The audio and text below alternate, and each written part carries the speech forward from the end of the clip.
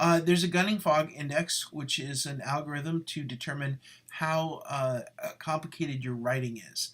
And you can Google Gunning Fog. Or I've given you a website here that you can check your own work and see how complicated your writing is. It calculates the average number of words used per sentence. It calculates the percentage of difficult words through more syllables. It adds totals together, and so on. So I've got a couple examples here.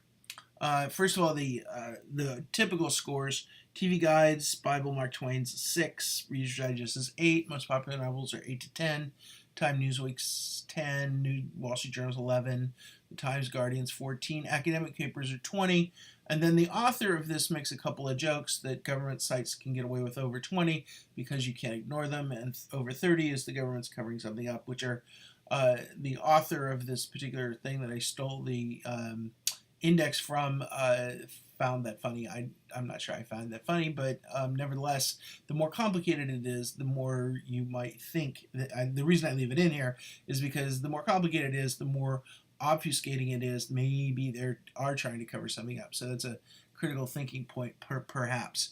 So here's a couple things that I wrote. Actually, I've wrote or another student has written.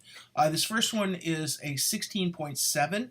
So if we go back to our Gunning Fog Index, that's an academic paper. Sounds like what it is. And that's exactly what this is. This is a introduction to one of the executive summary for one of our MPA students, Master's of Public Administration. It says the concept and the presence of the glass ceiling for women in business is debated all the time in the media and in the literature. All the business owners face certain challenges, but women, because of their gender often have additional challenges and obstacles that their male peers are less likely to encounter. And they go on to cite some sources and go on to make their case. Now, this is a 16.7 in the Gunning Fog Index. It is one big long block of text, which is hard to read, and it is a long, complicated sentence. So it's not very easy reading. Here's a different example. This is something I wrote. So this is an 8.5. 8.5, if we go back to our Gunning Index, Gunning Fog Index is most popular novels. 8.5, Reader's Digest, most popular novels. So most people should be able to read this. And it says, interest is what you earn when you let people borrow your money. Some call it the price of renting your money. Obviously, how much you will rent it for will depend on many things. A simple example of interest is the amount that the bank will pay you on a savings account. Blah, blah, blah. Now, why did I write it this way? Is it because I can't write more complicated sentences? No. I wrote it this way because this is in one of my books that I use with personal financial planning, typically with low-income people, but also for the average public. I wrote it for. I certainly did not put this out as a journal article. A journal article would get this rejected because it's too simple. They like the stylish language, so let me give you an example of that. This is a journal article that I wrote. It is a Gunning Fog Index of 20, and it begins, this paper examines market price to book value ratio of 6,604 bank stock observations from December 31st, 2006 through January 30th, 2009. We relate each bank's market price to book value ratio to several fundamental values that whether they took funds from the U.S. Treasury under the Troubled Assets Relief Program, or TARP. So we did a paper on whether banks got hit with their stock price got hit because they took money from the government, and we wrote it like academics. And the reason we wrote it like academics is because we were submitting to the Journal of Banking and Finance, which accepted it because we wrote it like academics. So this is your goal, is to write for your audience.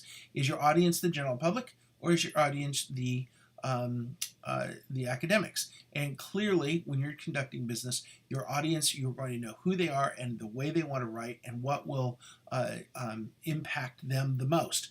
Most likely, it's clear, concise language and not long run-on sentences or big blocks of text. Make it easier for them to read it, and they will read it. Considerations. Their time is very valuable. Confusion is a huge time waster. You need to be as clear as possible with your words. Get rid of all the extra words that you don't need. Information that shouldn't be included, don't include it. Only background that is necessary. No history is crucial.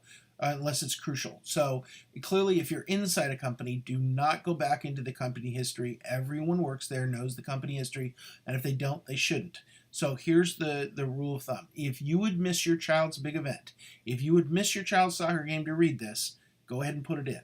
If not, don't put it in. So the idea of whether it should be in there or not is it's so important that, yes, this is a crucial piece of information. I need to have it in there. Put it in there. If not, then thank gosh, if I didn't have to read this, I could be with my kid or wherever I would want to be if I wasn't here. So don't put it in there. Try to be very respectful of people's time if you want them to read your writing. This is an example of this is the healthcare chart from the healthcare system when they redid it a few years ago. And this was all the different government agencies, all the things that go onto it. And so I bring this up just slightly for confusion, right?